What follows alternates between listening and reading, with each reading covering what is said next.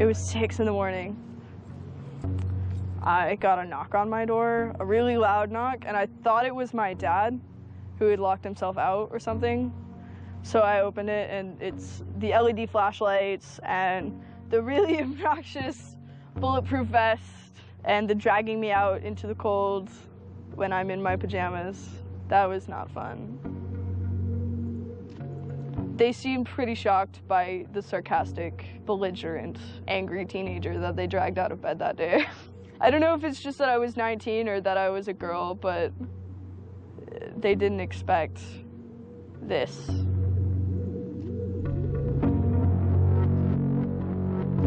"10,000 angry kids, whoever they are, they scared the shit out of some people those days. They scared the shit out of the powers that be. And that's why this is being investigated. That's why I'm under indictment. That's it.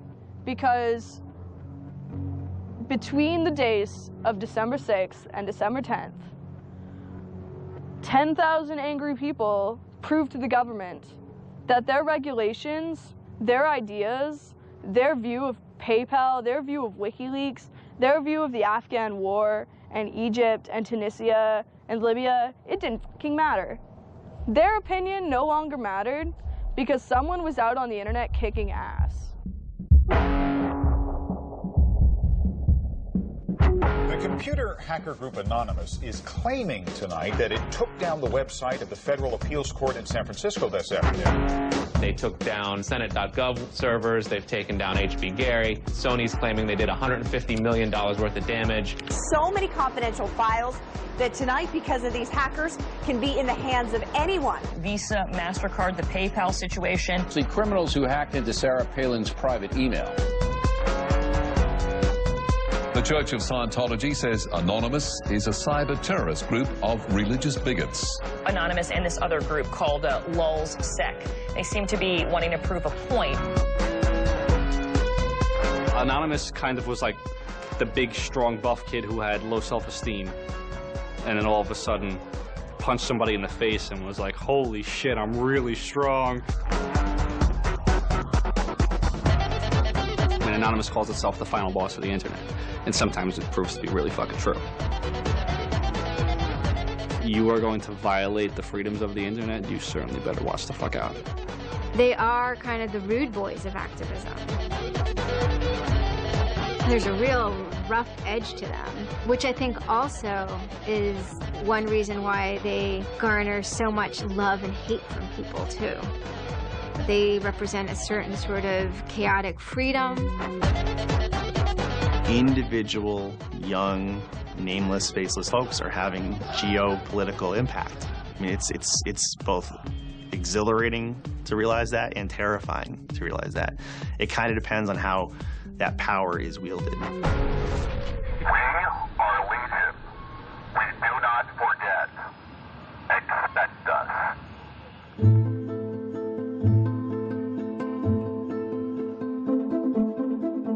We stand for freedom. We stand for freedom of speech, the power of the people, the ability for them to protest against the government, to right wrongs. No censorship, especially online, but also in real life. We have members throughout society and all stratas of it worldwide. Yet we have no leadership. It's one voice. It's not individual voices. That's why we don't show our faces. That's why we don't give our names. We're speaking as one, and it's a collective. Good timing. I would love to live in a country where the government fears its citizens and not the other way around. But right now, plenty of anonymous actors are in hiding because of fear of reprisals by the government. I've been called many things. There's unpatriotic. That we're just a bunch of children sitting in our parents' basement. I got called a terrorist sympathizer. We've been called kids, we've been called cyberbullies, we've been called hooligans, and, you know, sometimes those words aren't entirely unfair, but this is a serious political movement. No one, you know, in the general public really seems to get it. What they don't seem to get is that the ability for Anonymous to be everything and anything is its power.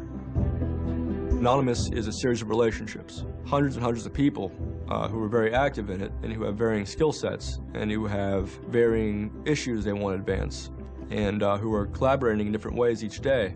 They're a little bit like a prism or kaleidoscope. They've got many different facets and many different sides. Of course, when you spend enough time with them, you start to get a sort of feel or texture that's not just random, right? Yet it's very multifaceted, very rich, which does span from the quite lighthearted to the very, very serious. Bob Dylan had a line in a song just saying, to live outside the law, you must be honest. They might do something which isn't technically correct, maybe it's not legally correct, but they're doing it for purposes that in their minds at least are ethical. People who know what they're doing, who share an ethos, who have a commitment to exposing and humiliating the man, who have a very low tolerance of lies and what they perceive as evil on the part of overweening power structures. They share information, they share tools and techniques, and they are currently having a very good time. The hacker culture, as we know it, really sprang from one place. It was MIT, and it was specifically the people in the Model Railroad Club, the Tech Model Railroad Club. Hacking originated as humorous pranks. When the guys at MIT put a Volkswagen up on top of the dome of the building, and people woke up and saw the car up there in the morning, or they measured a bridge by the body lengths of somebody, I would say his name was Brian, and discovered the bridge over the Charles River was, 822 Brians. These are funny things. That's where hacking originated, and it migrated into engineering and computer communities. It's witty, it's pranks. Basically, Microsoft and Apple both got their entire start off computer crime. Bill Gates stole pretty much all of MS-DOS. Steve, Jobs, he was creating boxes to defraud the phone company, I always saw hacking as implicitly political. Hackers, whether they're conscious about it or not, whether they're explicit about it or not, make a statement about how we should treat information.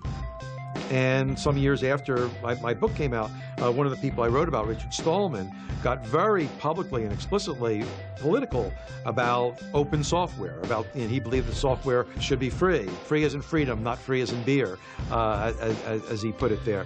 Behind it, whether misguided or not, there's a political impulse. Hacktivism was a term coined by a group called Cult of the Dead Cow. The Loft had an interesting relationship with the Cult of the Dead Cow. There was 3 members that were in both organizations.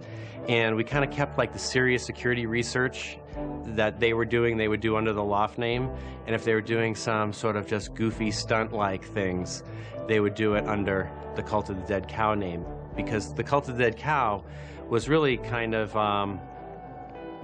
sort of like a propaganda type of organization. They had a guy who was the minister of propaganda. They're kind of merry pranksters. Like, everything they did was completely over the top. They would dress up like Mr. T sometimes. They would do rap songs at DEF CON, like a rap performance. One of the guys there, I think his name was T-Fish, or short for Tweety Fish, coined the term hacktivism because he saw one of the things his group was doing, which he called hacktivism, was writing software that people in other countries could use to communicate securely, even if their government was spying on them. So the principle was really, it was freedom of expression. It was everyone should have access to the internet. Everyone should be able to communicate and get their message out on the internet. Even more important in countries where there was repressive regimes, that if you said something against the regime, they would come and take you away, and you weren't saying it anymore. A good place to start are with what has often been called virtual sit-ins, which use the tactic of a denial-of-service attack. Denial of service has been around for a long, long time. The equivalent of, like, if you for some reason wanted to disrupt a bus service, right? You can hire 1,000 extras to all go and, like, line up at the bus station, right, and get on the bus. And so that anyone who was really trying to get on the bus couldn't do it, right? It's as simple as that. When you stop trying to visit, website goes back up, no permanent damage. And this tactic has been used by a number of different groups. Probably the most famous is the Electronic Disturbance Theater. Another really interesting case happened in Germany, where a group of activists got together who wanted to protest the fact that the airline Lufthansa were using their planes to deport immigrants, and they would take down the site. And in fact, eventually the German courts ruled that this was a legitimate form of protest. From airport security to subway bag checks, there's no question it's a new world post 9/11. It's worse now for humans post 9/11 because intrusion and surveillance, which is always going to be misused by those who can misuse it, has created a different kind of society in which freedom to move unobserved is a privilege only of the rich. Privacy is a privilege only of the rich. Hackers see the technology giving them sanction to buy that privileged exclusion as well. Intrinsic to the technology is the power to self-transcend and get out of the hump of the bell curve and move forward to a par with the masters of society and do battle with them on an equal level playing field. That's activism. Anonymous grew out of what's known as 4chan. And essentially, this is just a website where people can upload images and you don't actually give your name. It's just sort of anonymous. When you look at 4chan, you're often surprised because it looks like a site from like 1995 or something. The idea is very simple. You post a comment and you post a picture. And you can post under your name or anonymously. And it's separated into boards about particular topics. So there's a topic on anime, there's a topic on weaponry. There's like a 4chan board for origami, and you just upload interesting pictures of origami. And then there was a group called the B board, which essentially was for like anything goes. The first time anybody goes on B, it's kind of an instant revulsion. Because there's never a time that you go on there where you don't see something horrible. That instantly puts off a lot of people. The idea is post something that can never be unseen. Half of the posts on B are there specifically to make people not want to come back to B. Have you ever read Lord of the Flies? 4chan, and especially B, is Lord of the Flies. Except some of them aren't 16 anymore, they're just allowed to act 16. It's what you get when people are allowed to express themselves with absolutely no restriction whatsoever. It's the kind of sum of human imagination when people can get together and think together without any limits or parameters. It's the most vile, disgusting, and funny thing on the internet.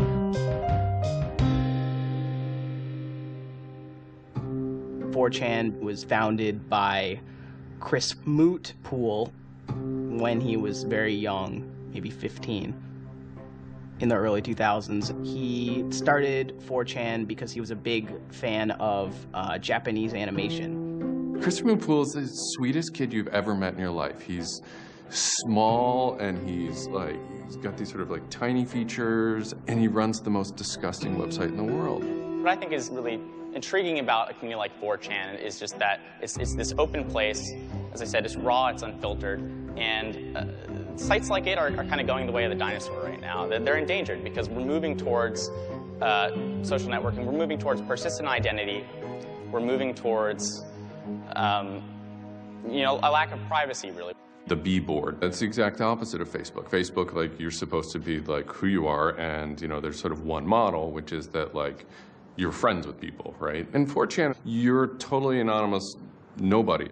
And anonymous speech is, a lot of it's ugly, but not all of it is, right? It is actually sort of a place where people can be honest. One of the important things about 4chan is to have a thread that really explodes and lasts for a long time. If it doesn't, then it disappears. It's a site that's not archived.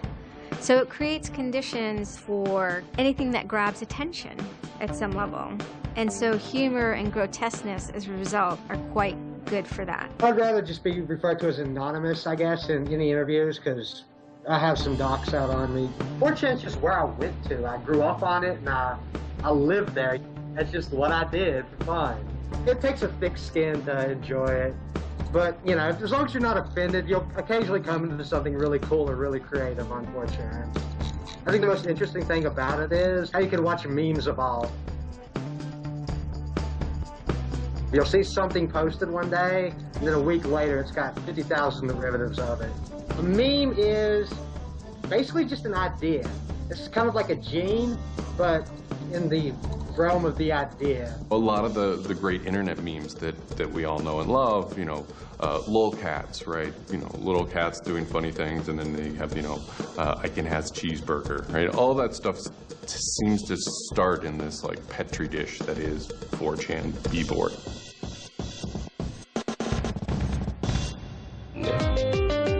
Say it publicly and you're insane. Chocolate rain.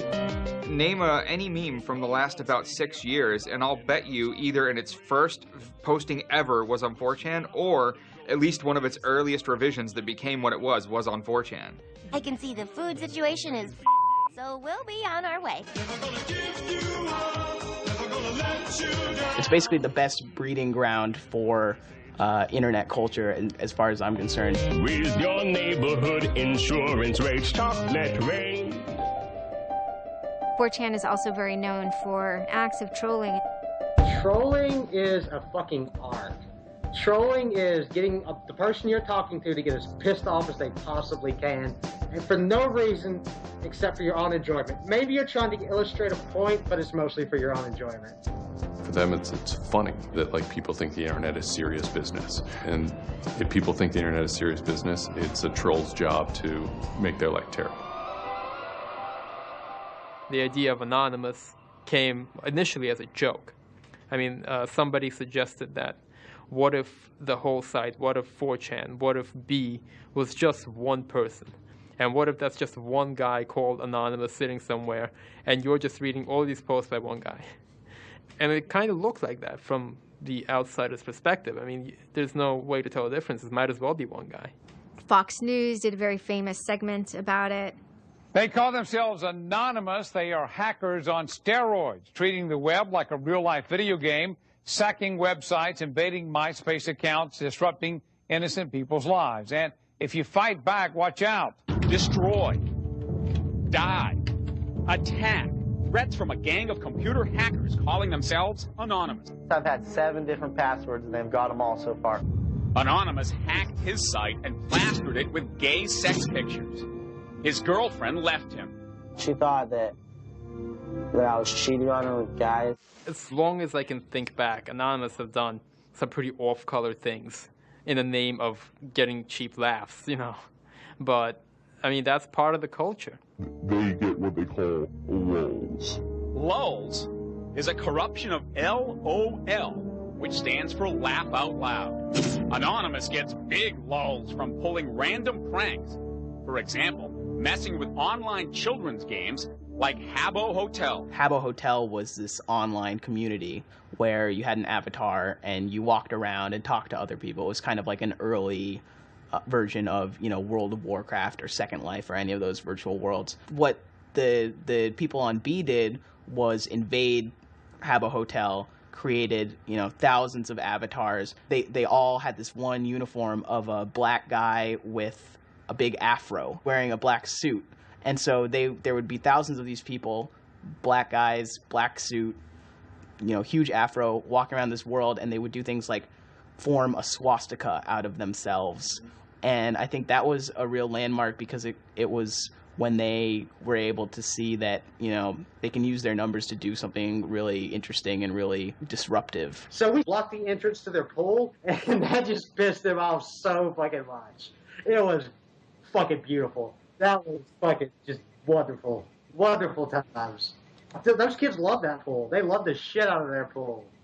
The goal was actually to offend everyone, simply because the idea that we could offend you by drawing a little shape on the screen was stupid to the people involved in it. They were like, really? You're going to get that mad over us just drawing this on the screen? Wow, well, you need to refocus a little on life, because this should not be upsetting you that much.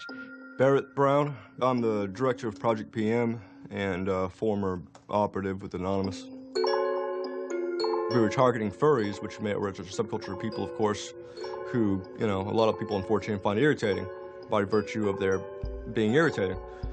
A furry is someone, generally a male who's autistic in his 20s, who identifies with animals and oftentimes has sexual attraction to other people dressed as animals. There's diaper furs, furs who enjoyed wearing diapers, baby furs who enjoyed thinking themselves as a baby.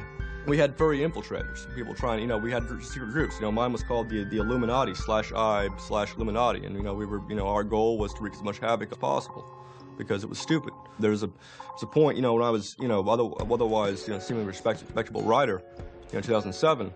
My first book had come out like that, but I spent my evenings on Second Life, that big, virtual world, riding around in a virtual spaceship with the words faggery daggery do written on it, wearing afros, and dropping virtual bombs on little villages and concerts, and waving giant penises around. And that was the most fun time I've ever had in my life. All these different organizations online, whether it's 4chan, or just any website, there's typically a community aspect to it. This is where people have their social relationships. This is where their friends are. This is where they have a creative outlet.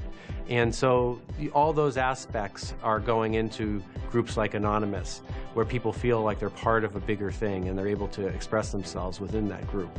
There were certain words, certain phrases, certain ways people respond to things, certain images that were posted that created a pattern, and that pattern was, I guess, the origin of what is now Anonymous. It's like Freemasons with a sense of humor, and so much so they have this common symbology, and one of their chief joys, which is kind of wrapped up in power and secrecy, was the fact that they could recognize each other by referencing these symbols, referencing these phrases.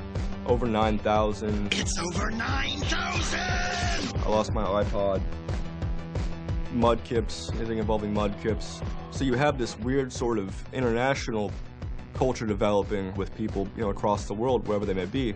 In late 06 and, into early 07, there's a bit of a sea change where instead of just posting a bunch of content or randomly saying we're going to go over to some website and post a bunch of dirty comments against someone, it becomes a little more organized. Welcome to the Hal Turner Show. They went after a guy named Hal Turner.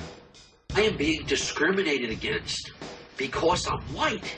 Hal Turner was a neo-Nazi who was, big online and had a podcast. I think that the 14th Amendment was not ratified properly, and I think, therefore, it is still okay to have Negroes as slaves in America. The first time I heard about Hal Turner is he was knocking somebody on 4chan.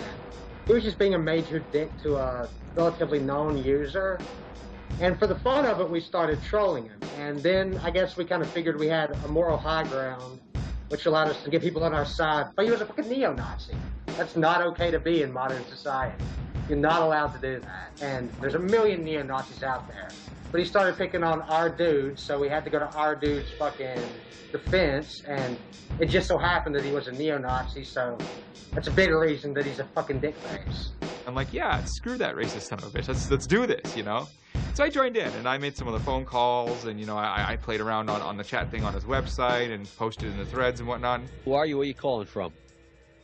Hola, this is Pedro. Spick, Diego. Don't call my radio show anymore, you filthy spick animal. The college that I go on the Hal to Turner show. has begun an integration program where they try and purposely lower standards to bring more blacks and quote-unquote diversify the campus. And by the end of the next 5 years, they intend to bring over 9,000. He was just a horribly racist radio personality who seemed to handle it well when you called in. Like, he could handle being berated by Anonymous. And that made it very interesting. It made it a bit of a challenge. It wasn't some guy who just either crumbled or stopped answering the phone. It was a guy who would yell back. I don't see where you're going with this. Where I'm going is, I believe Barack Obama is genetically incapable of exercising the power necessary to govern the most complicated nation on earth. That's where I'm going with this. And I think part of the reason he's incapable of doing it is because of racial genetic inferiority. Is that clear enough for you? No, you changed the subject again. Wait a second, you asked Hal Turner me... wasn't the first, like, actual person that, you know, Anonymous had caused trouble for, but the circumstances ended up being significant. They DDoS'd his website, stuff like that, costing him thousands of dollars, bandwidth fees. We DDoSed him, which is overflowing his server with packets and fake information. And then we kind of trolled him in real life. We sent countless pizzas to his house. We signed him up for escorts on Craigslist. We sent a bunch of pallets of industrial materials to his house, which he ultimately had to put the bill for. And basically we destroyed his ability to pay for his radio show, and that took him off the internet.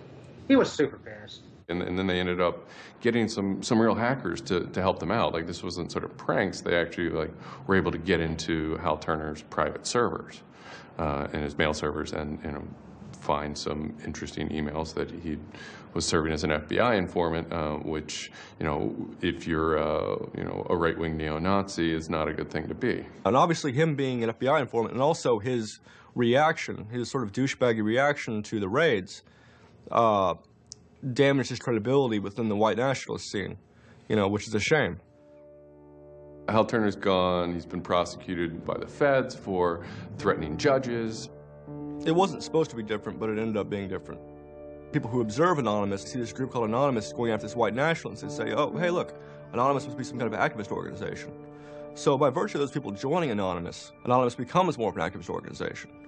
What follows is a period of confusion and anger in which, the original Anonymous people, the sort who want to keep Anonymous as this nihilist little, ridiculous group, are upset that now, that the most terrible thing on the internet is now becoming a force for good all of a sudden. Anonymous has never been about getting media attention or getting all of this attention towards it. I mean, it's a community, a pretty sometimes insular community that just kind of kept to itself, made jokes and made content. But that was, of course, changed completely. Just turned completely on its head when Chinology started. Anonymous began to become less of just a culture, people who wanted to perform pranks, and more of the internet's first army. I'm Mike Vitale, and my handle is Seth Dude. Now, this is January 2008. Anonymous is strong now. We're not a little dinky fucking group anymore. This is millions of people worldwide, and we're watching. And then Scientology stepped in with a big target on its chest. A video came out of Tom Cruise. It was supposed to be like an internal Scientology video, talking about secrets of Scientology. Being a Scientologist, when you drive past an accident, it's not like anyone else. As you drive past, you know you have to do something about it because you know you're the only one that can really help. It talks about you're the only one who can stop, bad things from happening. And so this is kind of widely mocked online. It circulated like wildfire. There's nothing part of the way for me. It's just... People found it humorous and goofy. And the Church of Scientology went into their legal mode, and they threatened websites with lawsuits if they didn't pull down the video. Instantly, the Scientologists post a DMCA, Digital Millennium Copyright Act. And this is a way that if you own content, you can go to video sites, upload sites, and have your content pulled when someone uploads it illegally. So Scientology is always at odds with the internet, always trying to legally bully people out of fucking them over on the internet. They always did that. And then here they are trying it again, but you know what? Anonymous saw that, and they said, oh, you guys just fucked around badly. You're trying to censor our internet. Are you trying to take a joke away from Anonymous? You don't do that. What these people did, in this case, is Greg Hausch and these other people, was they decided, we can probably harness Anonymous in this case and target Scientology. A few Anons, a few people on 4chan posted, hey, we should grab that video and post it on a few other sites. And I was one of the people in that thread talking about it. And we got the original source of the video by reaching out to the person behind the accounts and everything. We start posting it. The surprising thing was how fast they were DMCAing them on every site. It looked to us like they must have direct contact with the lawyers and the team who actually pulls videos at all of these sites. It was minutes and these things were falling down. We're like, holy crap, that's messed up. What followed was this term called the Barbra Streisand effect. And this video as they're attempting to suppress it, went everywhere. Like, everywhere you look on the internet, you were gonna stumble upon this video. Actually, Gawker, the site that I worked for, was, I think, the first one to put it on the website, and we got in a huge legal battle with Scientology, who wanted us to take it down.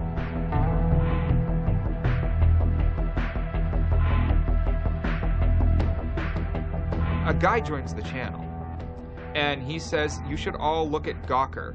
So we go over to Gawker, and the strangest thing has happened. This big media company had the video up on their front page and basically had a comment underneath of it that stated very clearly that the FBI would have to come take their servers to get this video taken down, that they were sick of this abuse that was going on. That made us think, what have we gotten ourselves mixed up in here? Scientology is an interesting target because in some ways it's the perfect inversion of what geeks and hackers value. At so many different levels: science fiction, intellectual property, discourses of freedom, science and technology. It's very proprietary, it's closed. And so in some ways, if you had something like a cultural inversion machine and you stuck geeks and hackers in there, you'd get something that looks a lot like Scientology.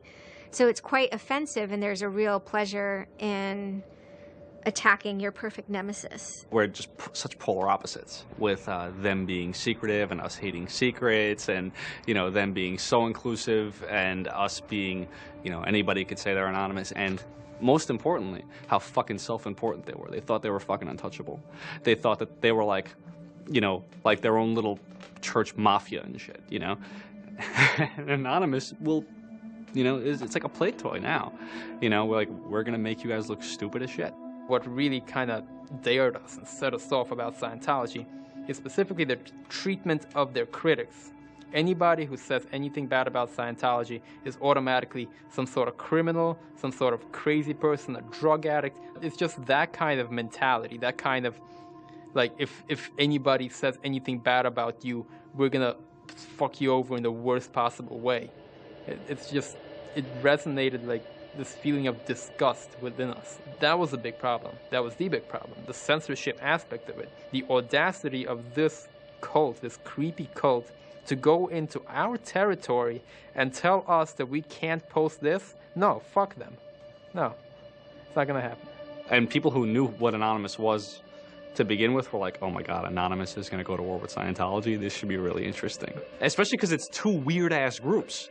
I mean, I've been an Anon for a long fucking time. I know Anonymous is really strange. They're weird, and the stuff we like is weird, and it's really not mainstream at all. Now you have Scientology. Also really weird. A lot of crazy shit goes down. Anybody on the outside who's seeing this is going, let's watch these two retards fight. Like, both their pants are gonna fall down, they're gonna triple, and it's gonna hurt everybody, and it's gonna be hysterical. And what happened was all these people who were geared up, the infrastructure was built to war with other Anons, said, you know what, fuck it. Everybody's gonna get together and pound the fuck out of Scientology. And then that's when 4chan kind of reared into action, really reared into action. And they started to troll the Church of Scientology. And this took the form of pranking the Dianetics hotline, ordering pizzas. Every fax number we get, we're sharing them all. You know, every number we get, we send black pieces of paper on a loop until we sell their ink. I go to call them on the phone and it's busy, busy, busy. You know, and that's their main fucking Dianetics hotline. Their Dianetics 800 number, you can't get through because Anons have completely fucking clogged it and just probably saying stupid shit. The whole idea was just you call them just to keep them on the phone. What's an aileron? How do I Dianetics my face? They were not expecting that, and they couldn't handle it.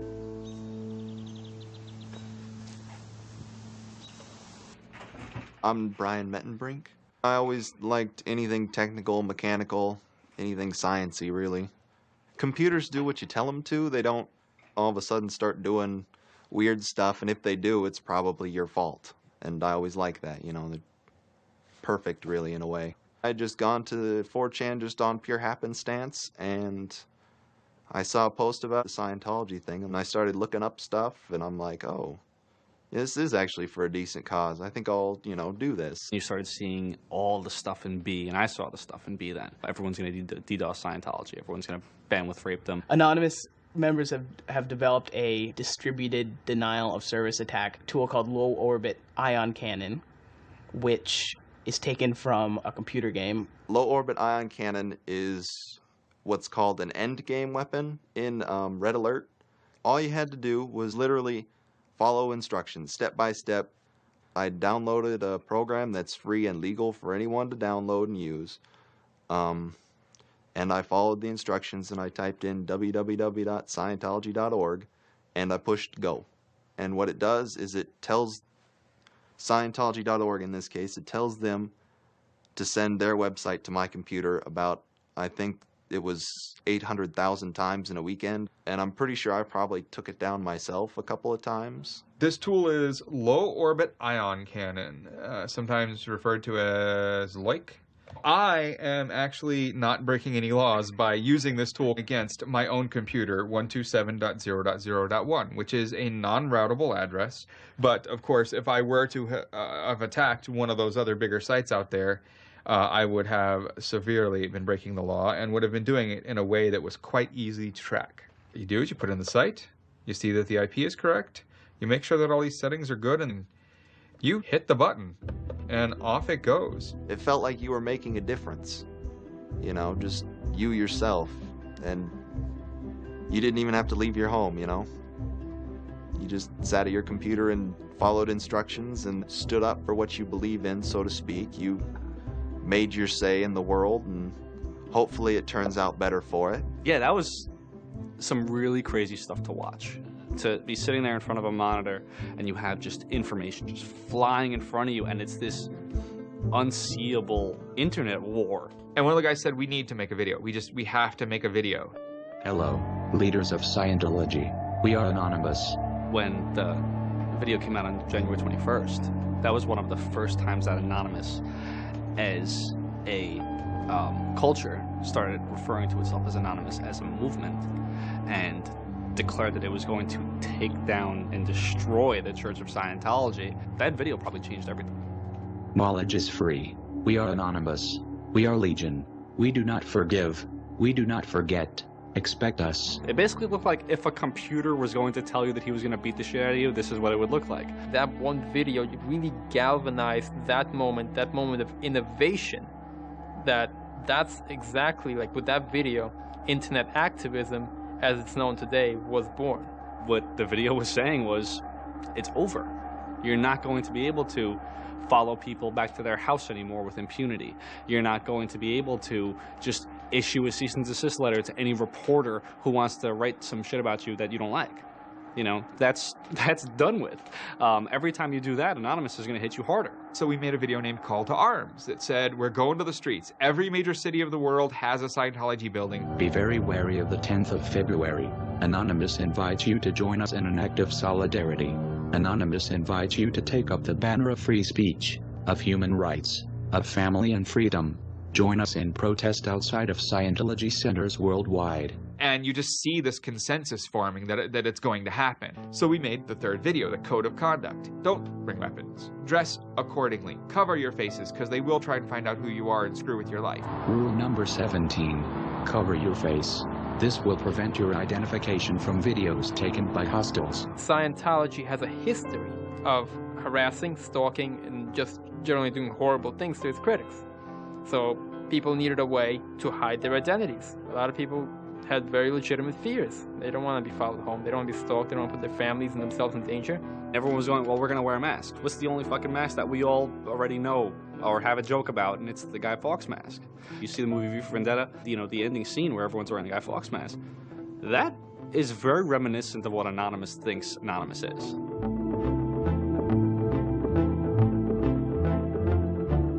We wanted to represent anonymity in some way when it moved into real life. I think that the Guy Fawkes mask was one of the most natural things to happen. It is the idea that none of us are as cruel as all of us. You have this massive crowd of people who are anonymous that is going to fight against a bigger thing and win. Even after watching the video, it's like, yeah, this is great, but who's actually gonna do it? Who's gonna step up? Are people actually gonna get out of their house? And I guess we were really affected by the stereotype of of that whole community, they're being internet nerds, that too afraid to leave their mom's basements. I figured maybe 15 nerds from every city somewhere might show up and wear their masks at a building for a while and leave. No one thought that they were going to come out. This is me on the way there. I haven't slept. Very fucking tired. And I remember going to the park that day, and it's really fucking early in the morning, which I thought was a bad idea. And I'm smoking a cigarette, and I'm looking around like, where the fuck is everybody? There's nobody here. So here I am, sitting in Bryant Park, waiting for the other Anons to show up. I remember thinking like, oh fuck, like, am I gonna be the only one in the park? Am I gonna walk to Scientology with fucking 6 or 7 people? Which totally defeats the entire purpose of this, because now they could single me out, you know? Then I get up and I start walking around and I see there's a lot of green balloons over there for some reason. On the other side of the park, there was like fucking 200 people. There was Guy Fawkes masks everywhere. And I'm like, holy shit, this is huge. There's a fucking lot of us. That's pretty good. I had no idea how many Anons there were until we started moving. And it just fucking got bigger. I remember walking through Times Square, and everybody in Times Square was an Anon. Like, and you know, this is like a fucking 1,000-person per like fucking minute foot traffic area, and everywhere I'm looking, I'm seeing fucking Anon symbols. It was fucking wild. It was really wild.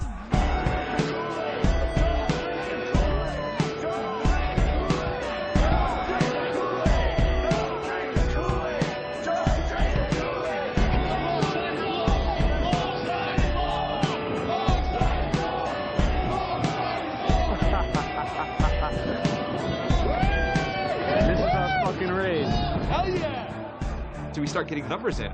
And Sydney, we're thinking that it's going to be 50 people. And before 10 a.m., before even time, there's already 50 people there. And there's still streams of people walking down the streets. A couple hours into it, you know, because I didn't go to bed until 1 in the morning, you know, you're looking at Sydney as, wow, there's 250 people in Sydney. The cops are estimating higher than that for their reports. What just happened? Adelaide, Perth, and Melbourne happened. And, you know, over 200 at each of them. We nearly broke 1,000 leaving Australia. Now, the next protest was Tel Aviv, which had actually gotten its first Scientology building a week before this.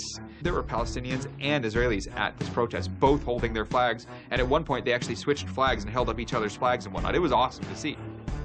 I call our guy in London, Anon, and I say, hey, what's going on there? And he's like, did you just get out of bed? I said, yeah, I haven't even turned on the computer. I just figured I'd call you. And he said, we've got 600 people, and the cops are really, really mad at me. All the major cities were having hundreds of people come out. It's massive. Clearwater had like 300 people. I don't think anyone beat out LA. I think LA had over 1,000 people. We are Legion! The thing that happened was something completely different, and hundreds of people from every city just swarmed the streets. It was kind of overwhelming, a little even scary, but scary in a good way. Soon, you know, we're at around the 10,000 mark, you know, and we were joking the whole time, over 9,000, you know, one of those memes. It was too surreal. It was not believable. You go by what name? We are Anonymous. It was very empowering, especially after people saw the thousands of people showing up. This was it. We owned the world at that point.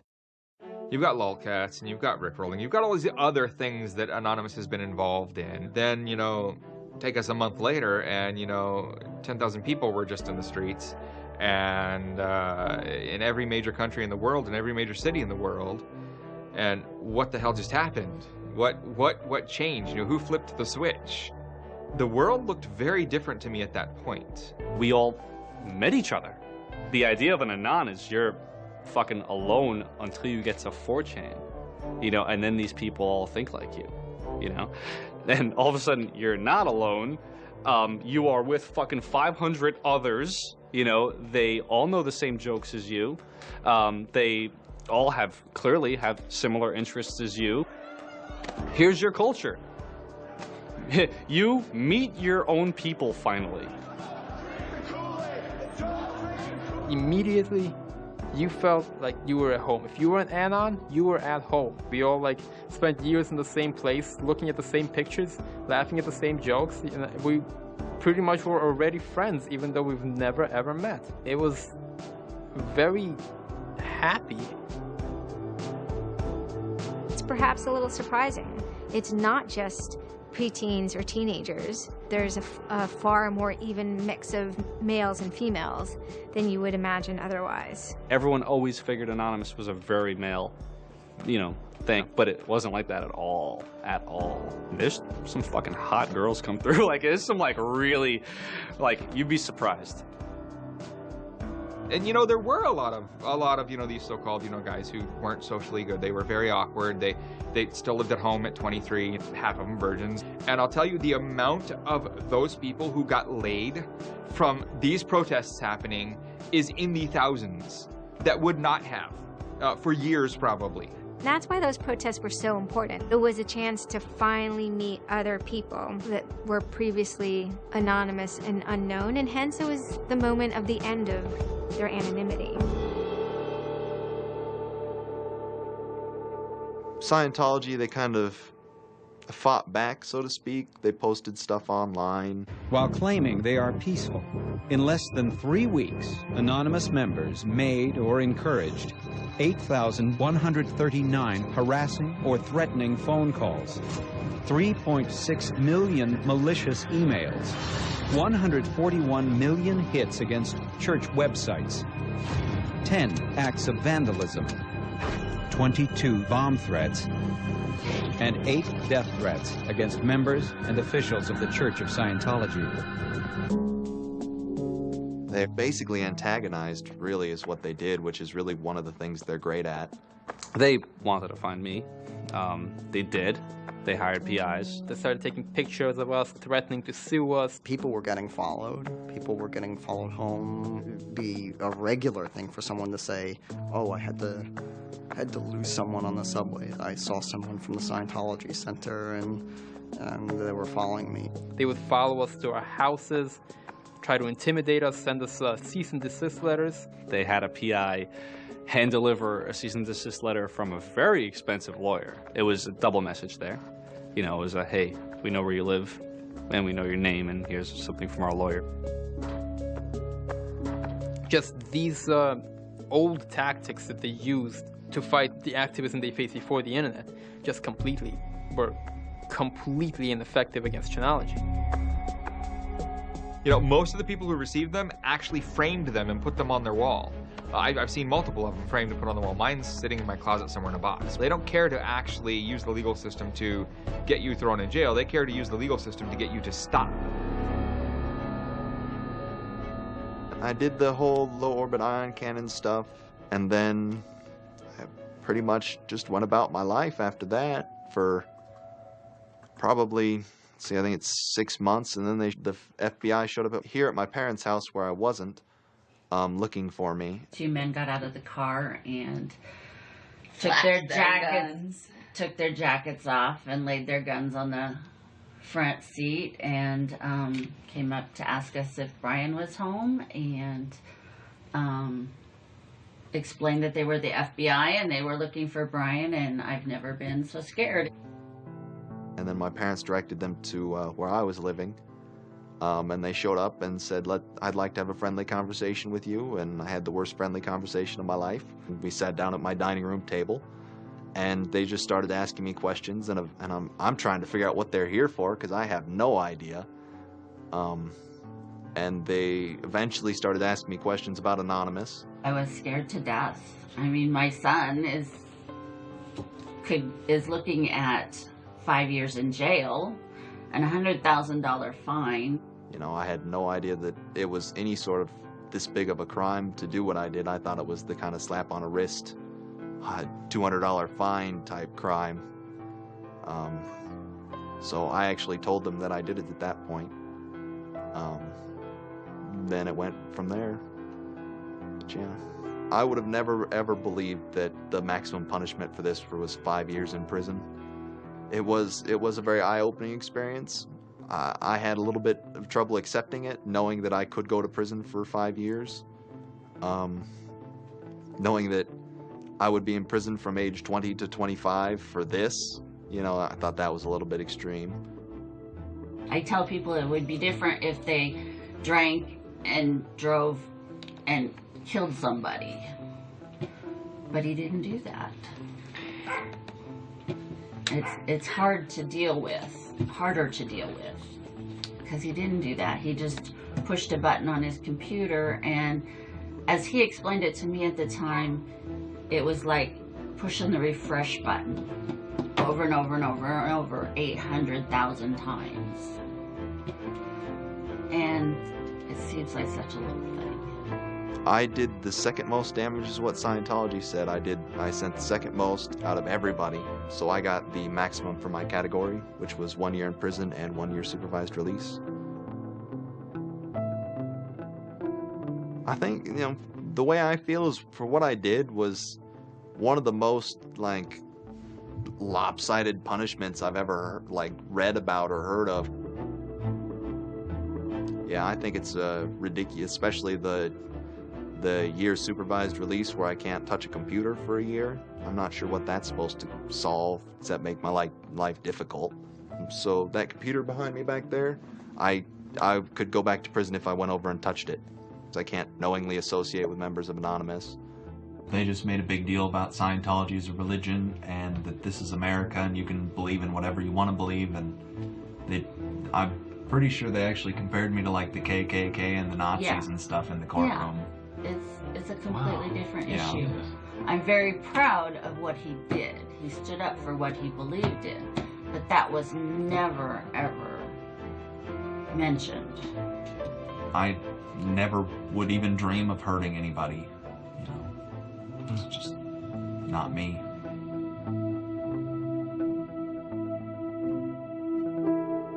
Prior to Anonymous, critics of the church still had to be very, very careful because of the aggressive lawsuits that were launched against academics, journalists, and other critics.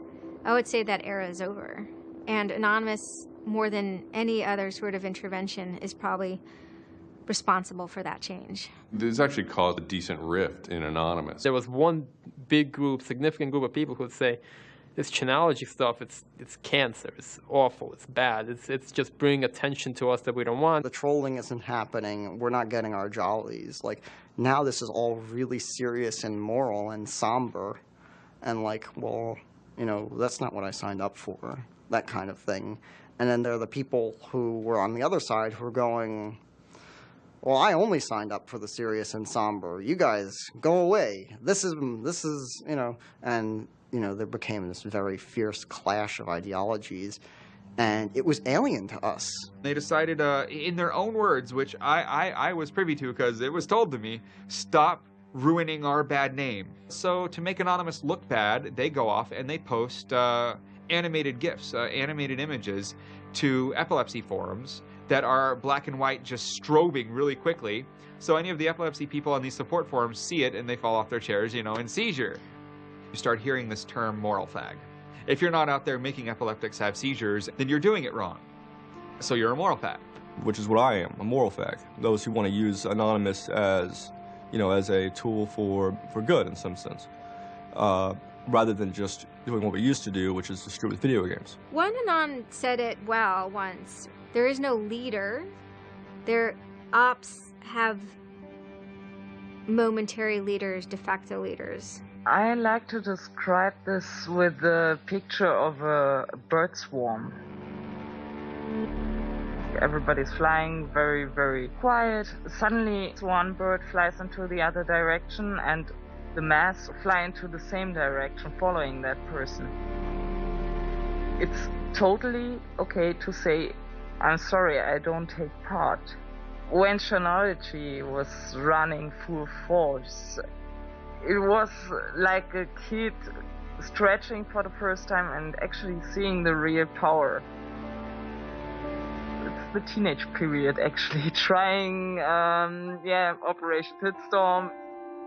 Operation Titstorm. Australia over the past couple of years has been relatively malignant in their attitude towards internet freedom compared to other Western countries. A guy named Tux wanted to attack the Australian government. in retaliation for upcoming internet censorship laws. And one of them involved banning pornography with women with small breasts for some reason. So that was the first time that Anonymous went up against the government. When they DDoS'd and took down several government sites, it was the first time that Anonymous was going up against a state. If you had asked me all throughout 2008 and most of 2009, is the politics of Anonymous always going to be sutured and hinged to the Church of Scientology? I would have said yes. And it became unsutured, unhinged, when a different political wing was born in 2010. The Motion Picture Association had hired an Indian software firm to DDoS the Pirate Bay. And Anonymous, coming out of 4chan, DDoS, the Motion Picture Association of America, as well as then other groups like the Recording Industry Association. It angered people for a lot of different reasons. I mean, obviously one of the reasons was that they were attempting to censor the internet. Another of the reasons, though, was that, you know, people in Anonymous had been arrested before for taking part in such attacks. Say on the Church of Scientology and other targets that there had been before. I think there was a big sense of the hypocrisy in it. This was the moment a kind of networked kind of architecture was born, where there was a different node that was unrelated. Some people crossed over, and they were connected by aesthetics and by ethics, and yet this was a different ship that was sailing.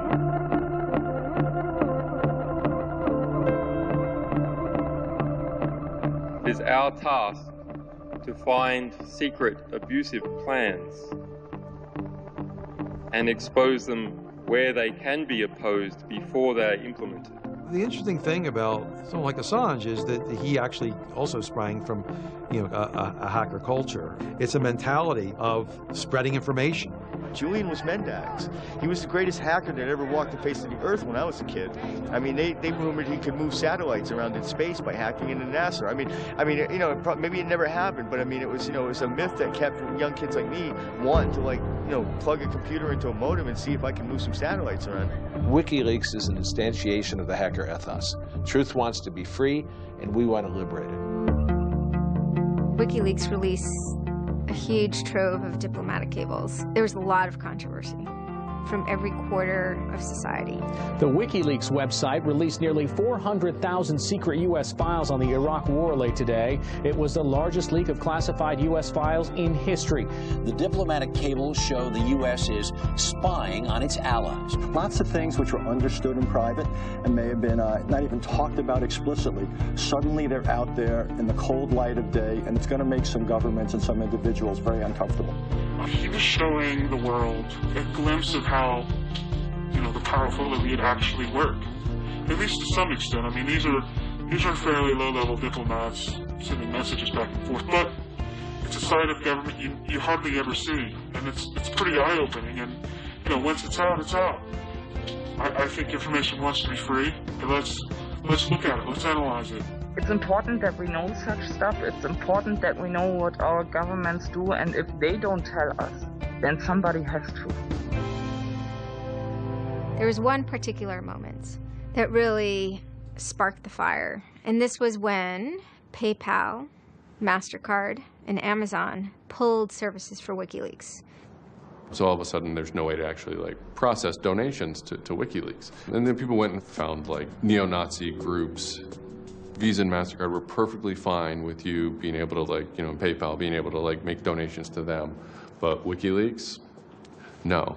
You can pay the KKK, you can donate money to the Westboro Baptist Church with your PayPal and your fucking MasterCard, but you can't give any money to WikiLeaks. And I think WikiLeaks is doing a good thing. It's just a total hypocrisy. They got their little fucking banking mafia to fuck, you know, WikiLeaks over. People were incredibly angry. There was a real sense of rage. I think there was a sense that WikiLeaks was exposing the lies that the government had told to the people, and that the government was desperately trying to make sure that those lies weren't exposed. And there was just an intense, I can only call it fury.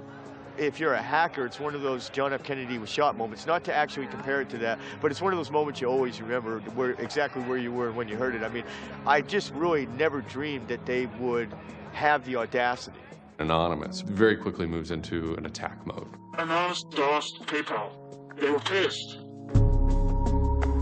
Cyber protests, sit-ins, however you want to look at it. DDoS is a tool that is a big giant, it's like driving a finish nail in with a sledgehammer.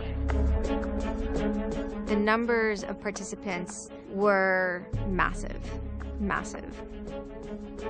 And they managed over the course of a couple of days to disable the websites of MasterCard and PayPal. It was like watching the hack magician finally get a trick right, because you're not expecting it, and then it's magnificent. It was beautiful. Because what you had is people finally stood up for something.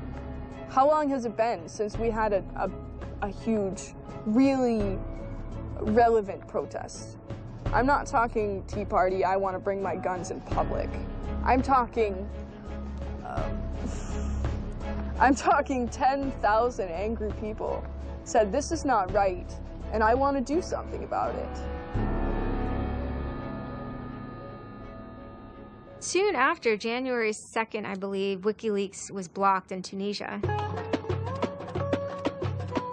And Anonymous got wind of that. They then intervened, at first solely for the purposes of like stopping the kind of censorship that was happening. They did some DDoSing, and this was a time period where they were getting involved with what I would call non-internet-y social movements and building lines of solidarity. My name's Pete Fine. You can call me an internaut or a hacktivist. Telecomics is an ad hoc cluster of volunteer net activists who have spent much of the last year trying to keep the internet running in the Middle East. During that time, we saw the Tunisian government not only censoring and filtering the internet, but also doing some kind of technical trickery to steal people's Facebook passwords and delete their posts and see who was posting what, and, you know, fake posts, stuff like that. Some Tunisian hackers came to us. They were members of Anonymous, and I didn't even know we had members of Anonymous in Tunisia, so it was a shock to me. And they had the keys to some parts of the kingdom, so to speak, when it came to the dictator in Tunisia. We went in on behalf of those Tunisian Anons, and we helped them get that and extract it, and then it went to WikiLeaks. The Tunisians overthrew Ben Ali, who was kind of a repressive dictator. A revolution that was facilitated by the internet, by Facebook and by Twitter. Not caused by it. I mean, 50 years of dictatorship has caused the Arab Spring. But the internet has certainly been helping. There's a video where they are thanking us for being involved, holding up a map saying we were the only one who stood by their side.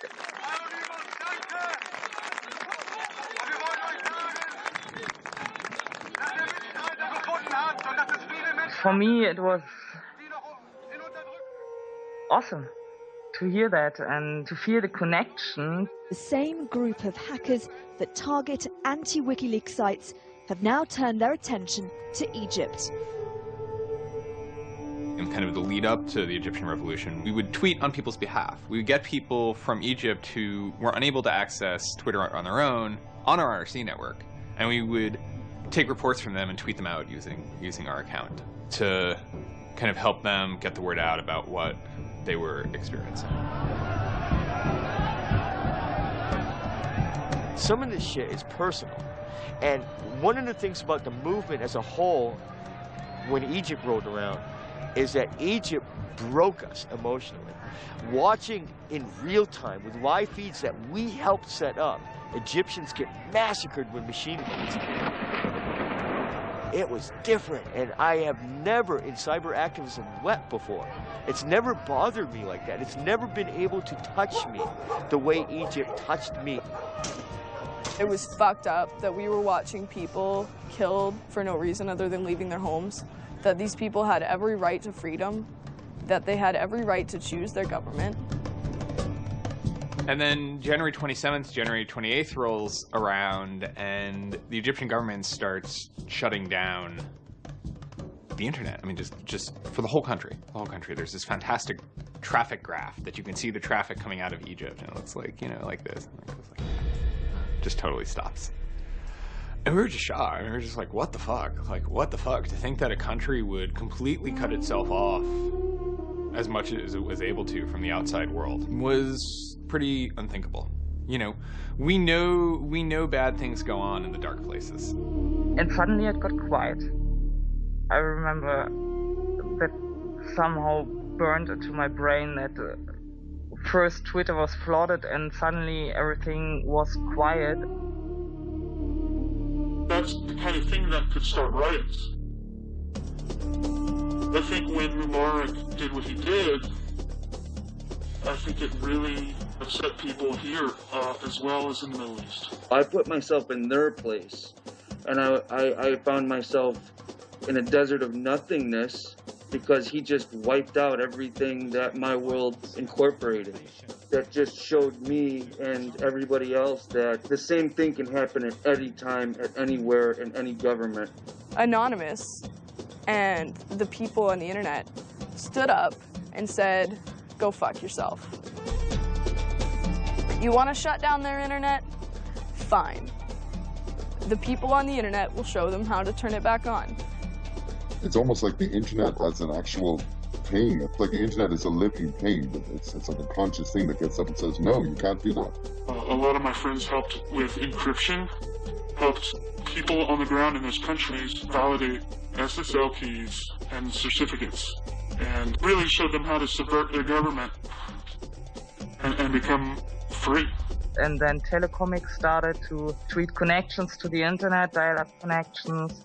In Egypt, the care package we put together included some kind of our comms information, the ham radio and dial modem details. In total, we helped coordinate and run about 500 dial-up modem lines. We also Googled up treatments for tear gas and other kind of basic medical treatment and found folks who could translate that into Arabic. Sort of put this together in a nice one-page PDF and fax, and off it goes. I think the most effective thing was shutting down government websites. We're taking your dictator's web pages down. It is cyber warfare at that point. When you're dealing with a dictator like that that's killing people, all the gloves are off. We are going to not just take your websites offline, we are going to destroy your every communications. We are going to wreck you like a nation state would wreck you. In Cairo, Egypt, the crowds are shouting and screaming.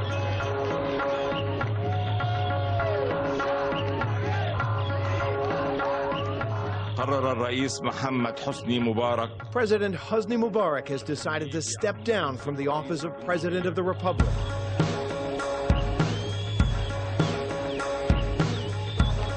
When Mubarak left, it was a hell yeah moment.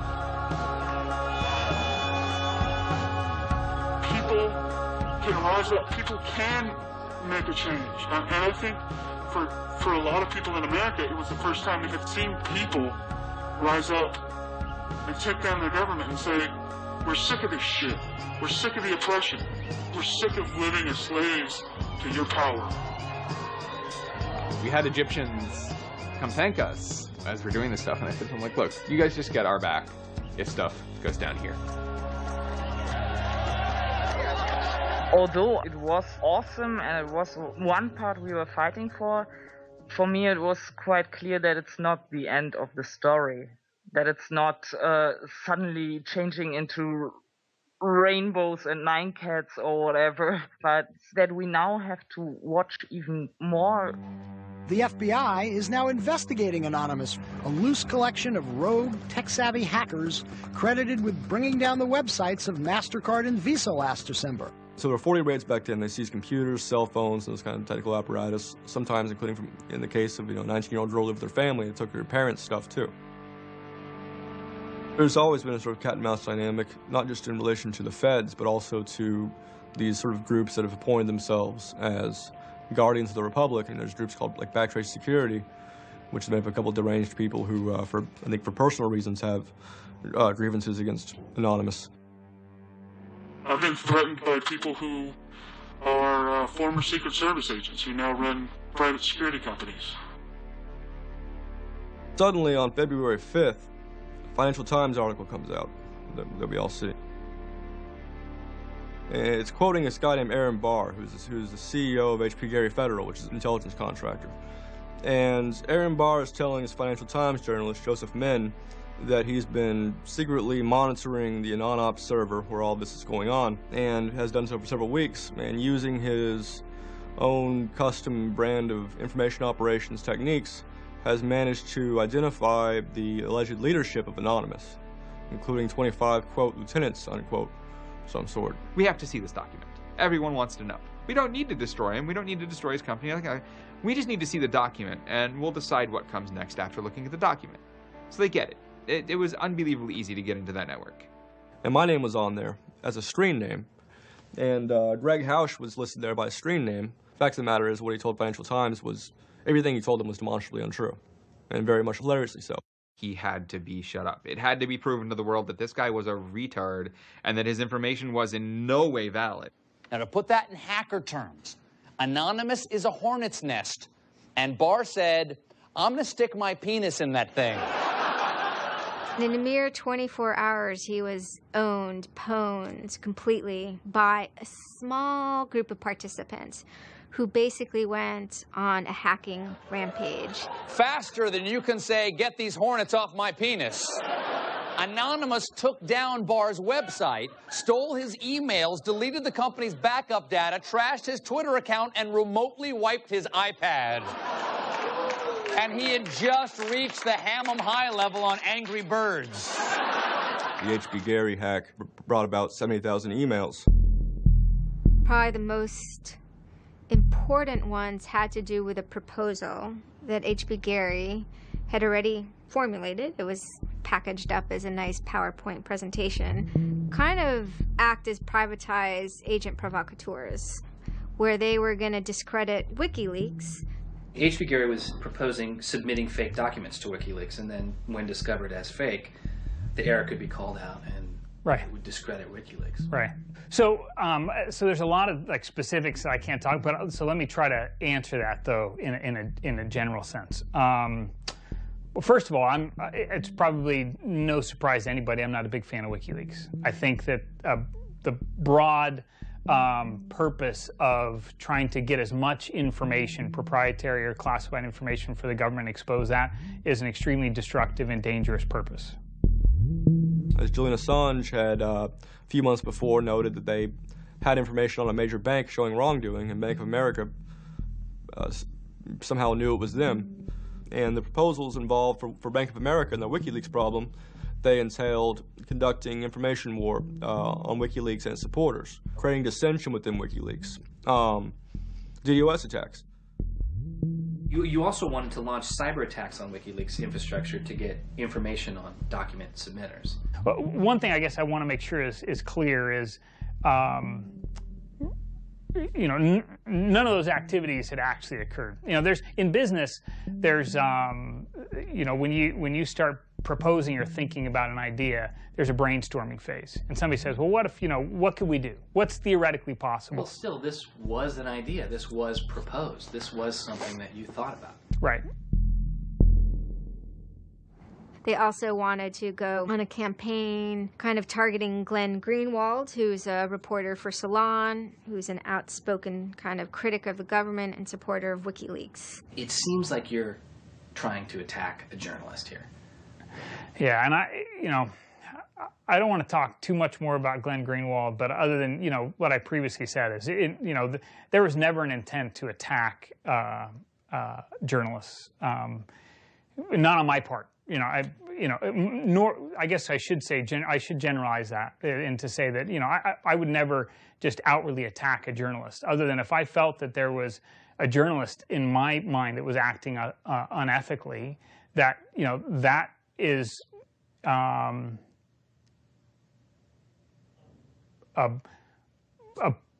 that's a fair game for having a public discussion about. They were walking a very fine ethical line at points, and in many cases, the mass opinion is, no, they stepped well past it. I will not support broad theft of information released to the public, because that's nothing but destructive. if somebody has information that's been stolen from them, and whether or not WikiLeaks encouraged the theft of that, or whether or not it was just put in their lap, still they're threatening to release the information that is the private property of another organization. So your choices are to just allow that to happen, or to try to stop it. How offensive is too offensive? We've certainly seen a lot of strategy coming out of governments across the world now saying, publicly admitting that they need to develop better offensive strategies in cybersecurity, because defense as a whole isn't enough. It never is enough. Some of the most important things that have had the most far-reaching influence and have been the most important in terms of what's been discovered, not just by Anonymous, but by the media in the aftermath, is the result of hacking. That information can't be obtained by the traditional journalistic process, or it can't be obtained or won't be obtained by a congressional committee or a federal oversight committee. For the most part, that information has to be, obtained by hackers. After this had happened, although only a small number of people had participated, the collective mood was exuberance within Anonymous. It was a kind of moment of the lulls being recharged, which people were excited about because people felt like the lulls had been running low during the Middle Eastern protests. And so it was a moment of great triumphalism within Anonymous. Anonymous is currently targeting Sony's website. We are doing this because Sony is currently suing people for making features the PlayStation originally had available to the public. It started off as a denial of service attacks, but then someone really broke into the PlayStation network and stole all the user accounts and all the credit card information. Sony has confirmed that hackers broke into its PlayStation network, exposing the personal information of up to 77 million users worldwide. Anonymous basically bent Sony over and had their way with them, and the consumers were the ones that also got hurt in the process. 2 months of people not being able to use the PlayStations, that actually had real hardcore end-user impact. If they break into a site and they pull back customer information, do they really need to disclose 100,000 customers? No. What they're doing could be done a lot better. And when I say better, I mean better for the end user, for the customers, while still making a point. And then, kind of seemingly out of the blue, there was something by the name LulzSec that sailed into the seas. Well, LulzSec, it's sort of a group of a couple people, mostly from Anonymous, who, large part of the same people who hacked HB Gary. And they decided to form this little group and just carry on operations sort of outside the purview of Anonymous for a while. They hacked whatever they wanted, they released whatever they wanted. It's almost like they had no rules. They just said, this is what we're going to do. We're going to stir up the cart. We're going to get some trouble. We're going to make some waves. And they did. What they did was they put on a play. Not high arts, not lowbrow either. It wasn't particularly, let's just say, grotesque. Their symbol was a kind of cartoon caricature of the Monopoly man with a monocle and a cigarette. There was a lot of iconography of boats and ships, pirate motifs, and then, of course, a cat. Chaos and mayhem. Right now, it's probably one of the right things to do. Some of the things LulzSec did in the court of public opinion were less noble. Private citizens were being doxxed, or the credit card numbers that could have been redacted. You could still make your point without actually, giving up people's personal details. So the court of public opinion swayed that LulzSec had crossed lines that maybe the previous manifestations had not. Collateral damage such as the release of docs and people's personal information who are just caught in the crossfire, really, of an anonymous confrontation, is something that a lot of Anons don't really support. There was a lot of, infighting about it because their way, wasn't really our way. We will not attack the media. PBS's Frontline runs a documentary on mainly focused on Bradley Manning, the alleged leaker to WikiLeaks. And just for a lot of Bradley Manning supporters didn't like it. They felt it was a little too psychologizing, right? It was like looking a little bit more like his personal life than like why it is he leaked the documents and what the documents actually meant. They hacked a website putting a story that Tupac and Biggie had kind of escaped the world of celebrity fame and attention and retired quietly and discreetly in New Zealand. LulzSec, when they attacked PBS, you know, that gave me the creeps, you know. As a journalist, I'm not too thrilled with the idea of someone judging that we don't like you to write that.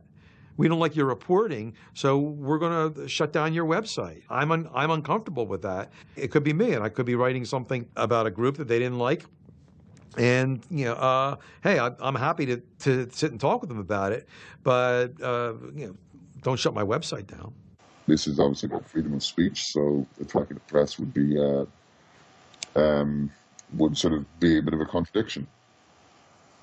So people always said, well, we shouldn't do that. And obviously LulzSec had a completely different agenda, so they had no problem doing it. They sort of saw themselves as going out there, breaking into like anything, everything, governments, corporations, police departments, largely for the same reasons Anonymous would. You know, they went after Arizona for immigration policy, 50-day run, causing mayhem, havoc, and then, you know, ended it. The computer hacking group, Lulz Security, has announced it's disbanding, saying it had achieved its mission to disrupt government and corporate organizations for fun. I call this whole thing the rise of the chaotic actor. It's not like the first time we've had hacktivism, but we're definitely seeing like a renaissance in it.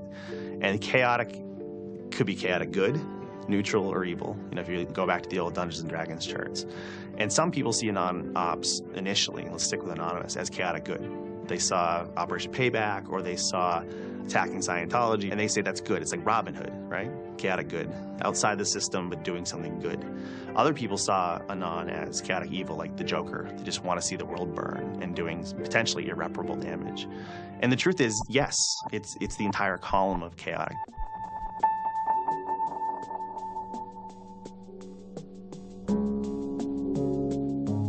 "16 people were arrested today, but dozens of FBI agents targeted alleged members of the loose-knit hacking group.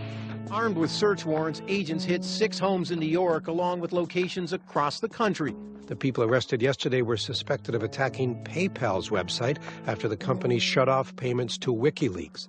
Defenders of the hackers say they're merely engaged in civil protest, but FBI officials worry the disruptive cyber attacks could move in a more dangerous direction.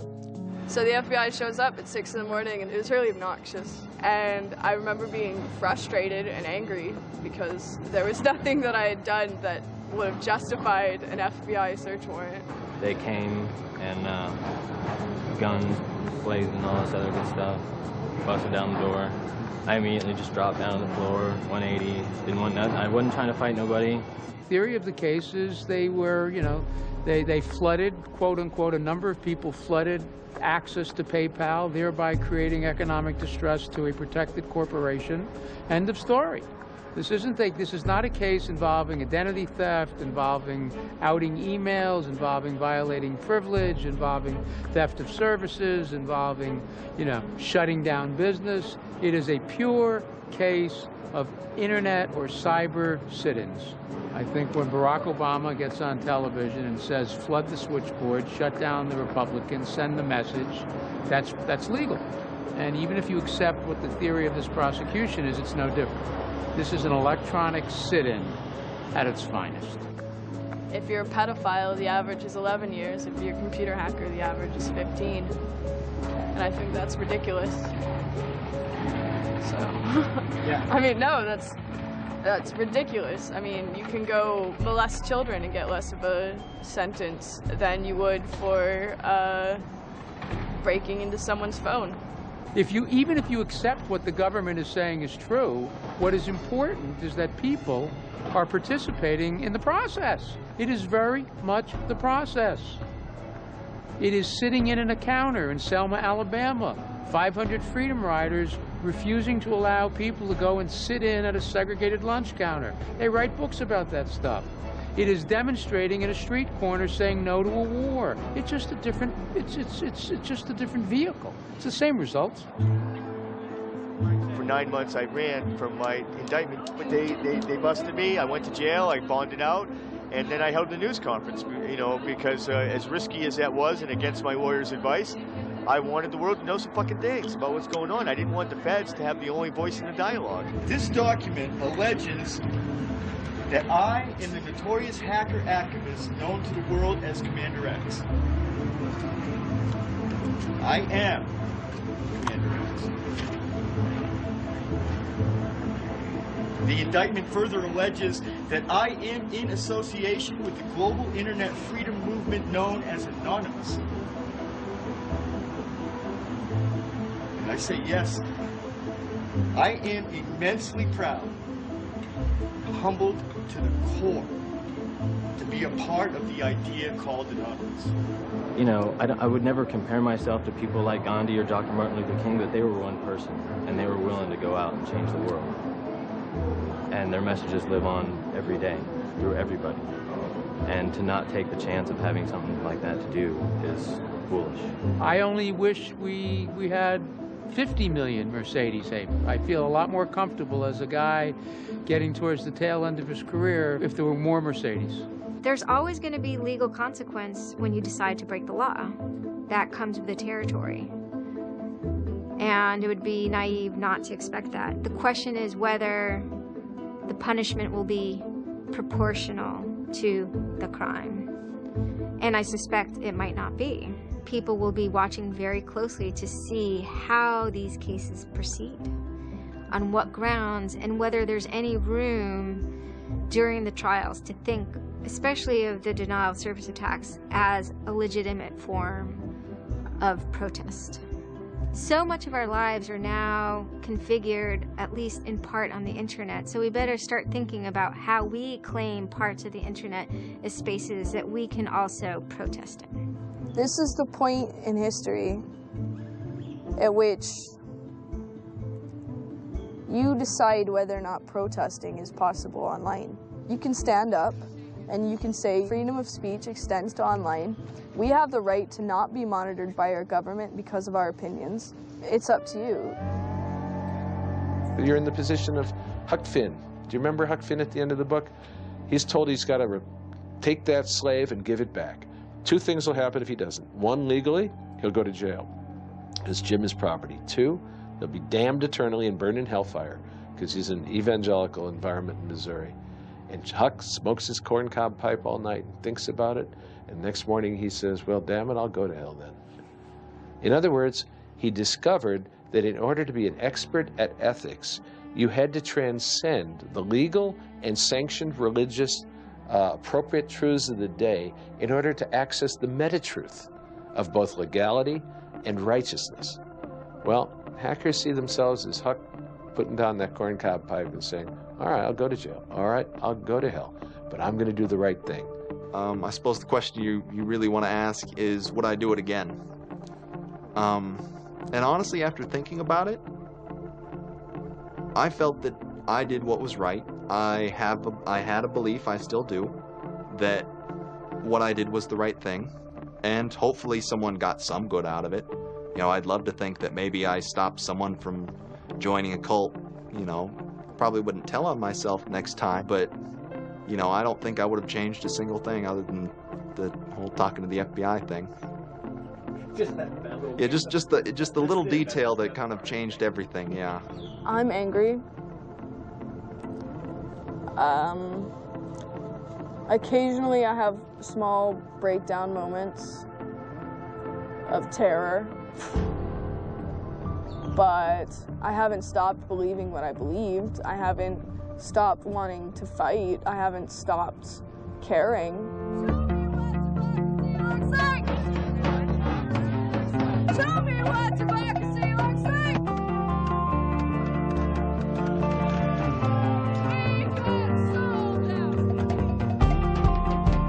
I don't think this whole issue is a technical hacking thing. This is more about human philosophy and psychology.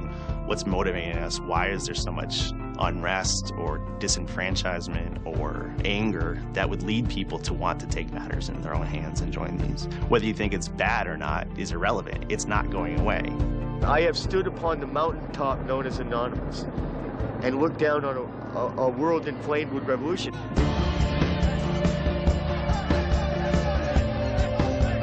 What can you say? Your spine tingles when you're at the cusp of history. When you're surfing, the waves of history, your spine tingles. There's a lot of people in Anonymous who feel very deeply and very sincerely about their contribution towards democracy around the world. And I think that's one of the main things that I'm most proud of about Anonymous. There are things that I'm not proud of about Anonymous, but we stand against censorship and we stand against oppressive governments, even our own. It's a very noble thing. If you have power in real life and you have money in real life, it doesn't fucking matter on the internet. What matters on the internet is your actual ideas. How smart you are, the quality of you. And when certain organizations, they want to extend their real life power onto the internet, it's not gonna fucking take because of Anonymous. And history teaches us that change simply doesn't come with flowers. It doesn't work. If they say I'm a criminal, damn, well, then I will be one. Anonymous is an evolving thing. It's like a phoenix. It might occasionally catch fire and burn to the ground, but it'll be reborn from ashes. It'll be reborn stronger.